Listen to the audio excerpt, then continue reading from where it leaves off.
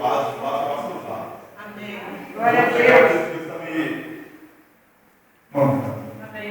Dois ovelhas vão aqui rapidinho, por favor. Não vai ser resistência, só Deus me tocando. Dois ovelhas, irmão Geraldo, outro irmão, que irmãozinho atrás, vem aqui, por favor. Vem cá junto com o termino, por favor. Deus santo, Deus maravilhoso. Não é heresia, nada demais. A Bíblia diz em 1 Coríntios capítulo 2, versículo 4 e 5 assim: a minha palavra, a minha pregação não consistia em palavras de sabedoria humana, mas no poder e demonstração de espírito e de poder, para que a sua fé não se apoiasse na palavra do homem, mas no poder de Deus. Amém? Amém. Então, eu estou por base bíblica, que não é heresia.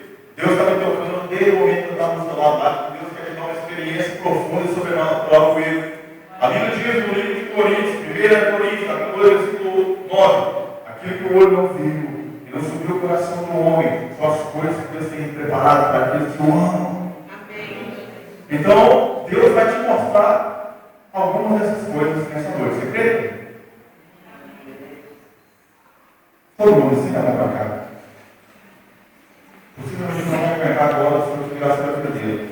Isso aqui não é encenação, não é teatro, você tem que ficar perdendo a cabeça, empurrando e rodando ninguém. Aqui quem faz é Deus. Amém. Por isso eu vou pedir, Deus Espírito Santo, conforme Deus falou no meu coração, conforme tem me tocado, Deus Espírito Santo, vem sobre a vida do teu filho agora. Vem sobre a vida do teu filho agora. Leva ele à quarta dimensão do cosmos. Em nome de Jesus, eu peço a ti, Pai, eu boto um em nome do Pai, 2 em nome do Filho, 3 em nome do Espírito.